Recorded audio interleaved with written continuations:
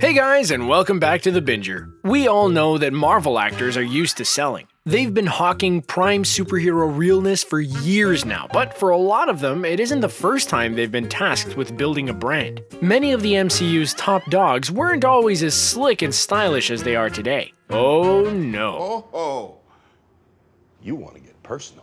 They cut their teeth working on some excruciatingly embarrassing commercials that would make Nick Fury roll his one remaining eye in despair. Let's take a look.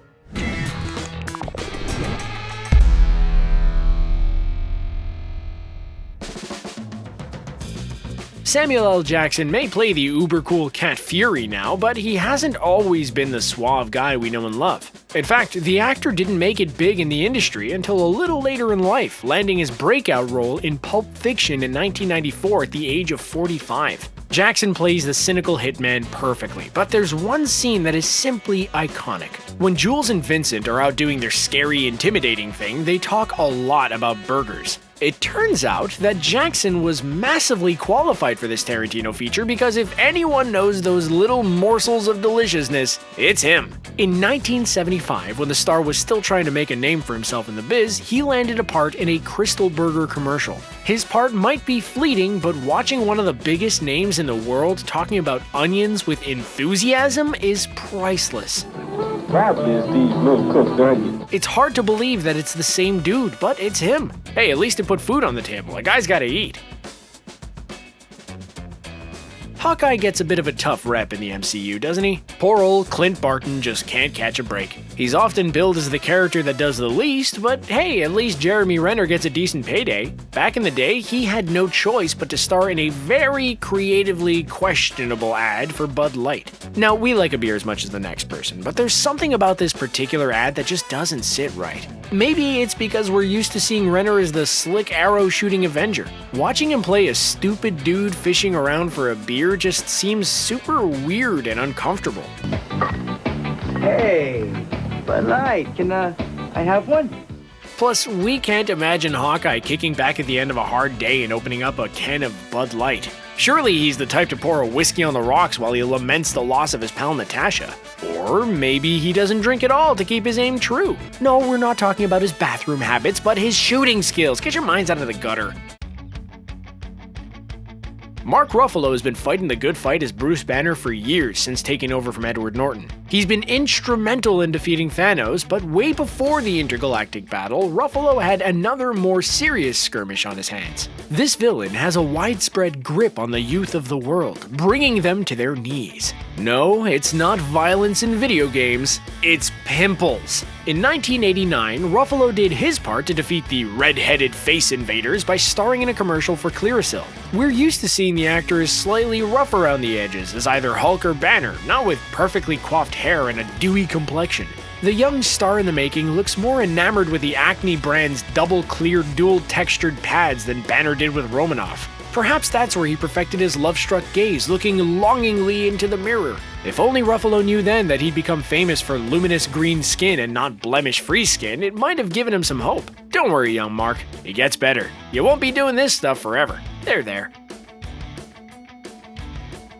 Oh lord, where to start with this one? Okay, it's not technically a commercial, but this piece of 90s history is so incredibly cringeworthy that we can't let it slide. In fairness to Elizabeth Olsen, this slice of nostalgia isn't just embarrassing for her. Her sisters are knee-deep in awfulness too. Long before the younger Olsen sister got her big break, she appeared in the music video for Mary-Kate and Ashley's B.U.T.T. Out song. The terribly written ditty features in one of their early movies, The Case of Thorn Mansion, and has largely been lost in the sands of time. The twins taunt a young Lizzie as they tell her to stay the heck out of their way. They've got important things to do, don't you know? As you might expect, this video is very typical of the era, with plenty of denim and grainy footage. Still, honestly, it's worse for the Olsen twins as they've tried to distance themselves from this image over the years. Now they're super chic fashion designer adults that only wear black. Now the only rapping Lizzie does is wrapping up billion-dollar box office smashes like Endgame. Who's laughing now? There's a lot we can say about Paul Rudd, like the fact that he never ages. Seriously, looking at his Super Nintendo commercial, it could have been shot yesterday. Whatever he's drinking, we want a bottle stat. Clearly, before Paul Rudd was playing with quantum power, he was busy playing with Nintendo power. It's a short commercial, but there's no mistaking that Scott Lang expression of stupidity laced with hope. Rudd has always been a dab hand at messing with things that should have been left well enough alone, like 2010's How Do You Know? He landed on his feet when securing a part in the MCU, and somehow his Ruddness translated well into Ant-Man. It was meant to be, like cookies and cream or Nintendo and those huge games you had to shove in your hole. But can we say that? Is that okay? You can't have one without the other, right? The actor likely got a microscopic paycheck for that commercial too. Now look at him, earning millions from the Avengers. Still, no matter how famous he gets, that ad is still flying around in the ether like a bug that can't be squashed. Oh, the irony.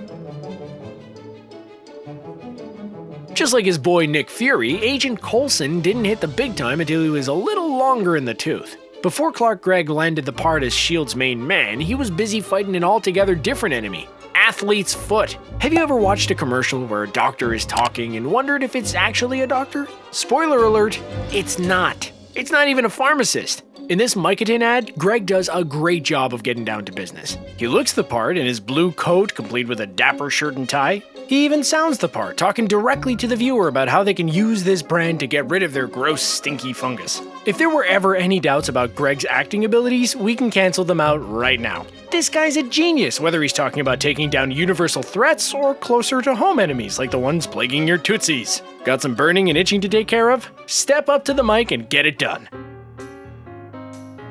You didn't think we'd leave out our boy RDJ, did you? No. Let's face it, without Downey Jr., the entire MCU would look very different. Oh, actually, he's the boss. I just pay for everything and design everything and make everyone look cooler. It may not even look like anything, as it truly came into being with Iron Man. RDJ made such an impact as Tony Stark that you can't have one without the other. However, back in the early 90s, he was still using his influence for the greater good. At the time, Robert was a big deal when he starred with Sarah Jessica Parker in a Rock of the Vote ad. It's very art house, very off the wall, and impactful, which is what they were going for at the time. It's definitely not as bad as selling a burger for some dough, but by today's standards, it's a bit lackluster. Also, RDJ had just split from his co-star Sarah after around 8 years together when the commercial was released. You're in a relationship with me, everything will never be okay. You learn something new every day, don't you? Parker went on to star in HBO's hit Sex and the City as Carrie Bradshaw, while Robert's career took a nosedive into the abyss for several years.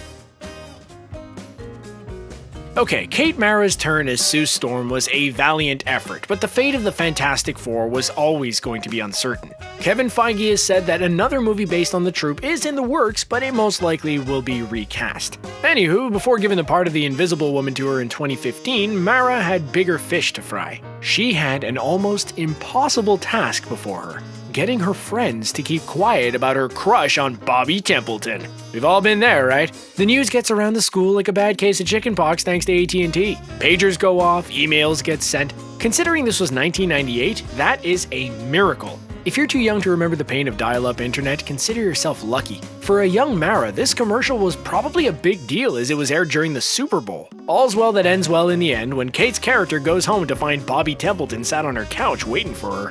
Hey, Angela. Remember when War Machine wasn't played by Don Cheadle, but Terrence Howard? Howard was given the boot for the second Iron Man movie and is still bitter to this day. It was ultimately good news for Marvel fans though, as Cheadle settled into the role like he was born for it. Back in the day, the actor was busy teasing us about Roman numerals for a Super Bowl ad. But that was before the Super Bowl. Now Roman numerals have a pull. Everybody from Russia to Istanbul to Arkansas can count to 37 in Roman numerals. He makes some valid points, like how no one really ever uses the ancient symbols except when they're talking about football. We can't fault him there. Although, if we're being super picky about it, Roman numerals have their uses elsewhere too, like in the Rocky movies. Where have you seen Roman numerals before? I know. Rocky V. That was the fifth one. Yes, it's not exactly a scholarly, highbrow way to use them, but what else are we gonna do? Can you imagine how long it would take ordering a pizza if we had to dial with numerals? We can't wait that long for that pepperoni, man. We need it stat. It might be a good tactic to employ when someone insists on anchovies, though.